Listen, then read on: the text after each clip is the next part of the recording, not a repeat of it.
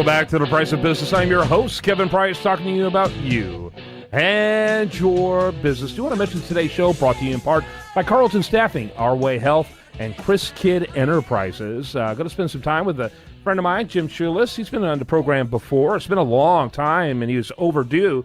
And it's good to see you, Jim. How are you? I'm fine. Thank you, Kevin. I'm glad to be here. Thank you for having me. You are in a very, very important business, especially these days, which is keeping businesses out of trouble business. That's, you're among those companies that do that. And it's getting harder and harder for businesses to not get in trouble these days. And so all the more important for what you do. It is.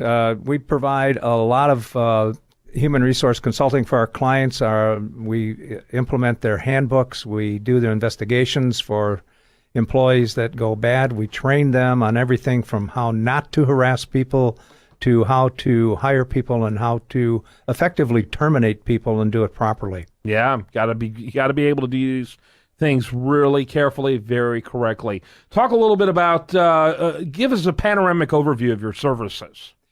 Well, as I said, our main driver is doing employee handbooks and providing compliant, effective employee handbooks for our clients. As I said, we also get involved if the government knocks at their door, if the EEOC or Texas Workforce Commission, Department of Labor, we investigate any claims. If employees have issues at work, the clients will call us and we'll help them to resolve any performance or policy violation issues that they have. Mm-hmm. So you basically become an expert testimony. It's sort of an off-site human resource department for them. So, there's always cookie cutter, books out there for employer manuals, employee manuals, and that type of thing out there. And there's always a temptation to do, I saw this one, I'll use this one and copy it and that type of thing. Talk about what the problems that come with that kind of cookie cutter approach. Well, the problem that I find with it is that the laws are continually changing. Once we do a handbook for our clients, we usually update every 12 to 18 months because there are different laws that come up and verbiage changes. I historically say we used to go to a doctor, and now we go to a medical provider, which is not simply a doctor. It's many forms of medical of advice and assistance that clients need. The types of discrimination that are out there, as we saw recently with the Proposition 1 here in Houston, of the individuals who may or may not be discriminated against, consistently changes. And employers need to be up to date. They have their own policies, their own procedures, and what we do is make those customized to the particular employer. Yeah, a lot of business owners gave a collective sigh of relief on Wednesday when they saw that, or even late Tuesday night, they knew that thing wasn't going to pass. You, on the other hand, said, dang, that was a bonanza for me.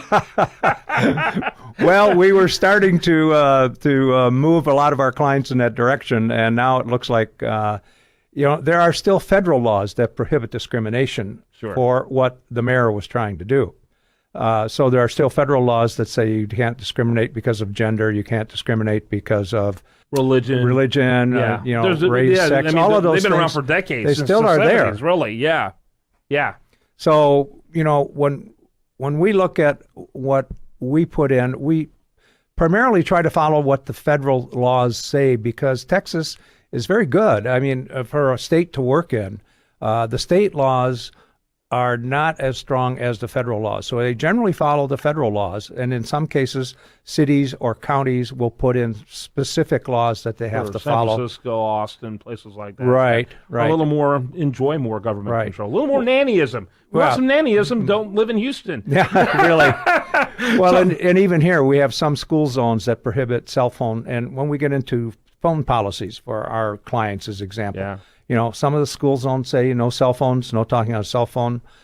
Different counties or different parts of the country will have different issues that an employer needs to be aware of. So a cookie cutter handbook, as nice as it may be, does not address the issues sometimes that are local to where you live and where you're doing business. Yeah, and a lot of employers, I know if I had employees that were driving on my time doing my activity, I would prohibit the use of cell phone while they were driving. Probably you have employers who want to do that. We do, and we generally put in that we prohibit employees from using their cell phones, and if they do, they're going to cell phone, if they're going to text, if they're going to tweet, if they're going to do any of this stuff, they should pull over to the side of the road Yep. and do that, and then get back on the road again, because it's too distracting.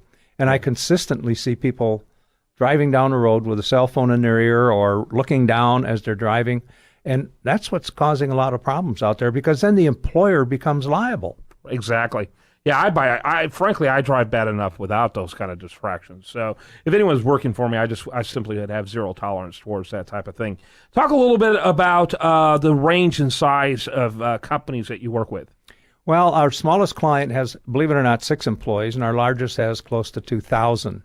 So we're in that middle ground of employers that hire, probably the average number of employees would be somewhere around 100.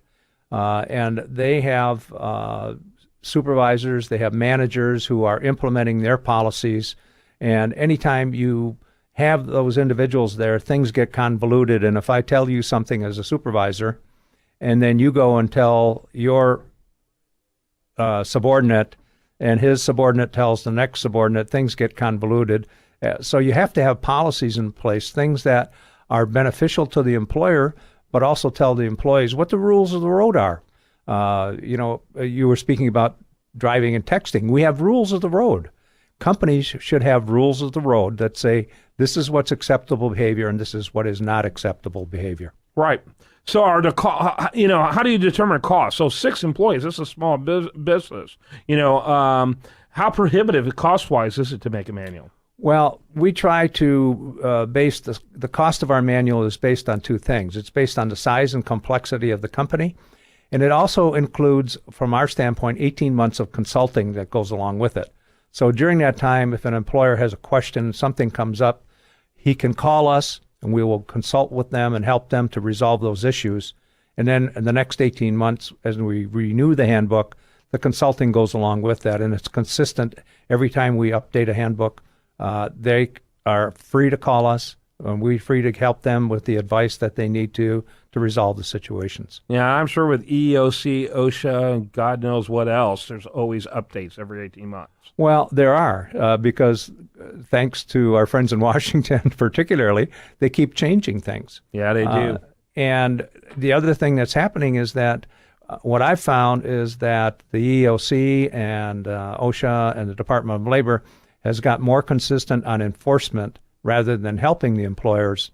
So the typical fine for an incorrect 9-9, which is the work authorization that people are supposed to fill out when they start, if there's a mistake, the fines can run from $100 to $1,000. And the government agencies are taking the position that if we find something, we're going to fine you, rather than help you. So it makes it tough for the employers out there, and we understand that, which is why we continue to work with them and try to keep them as compliant as possible. That's Jim Schulist. Thanks so much for being with us.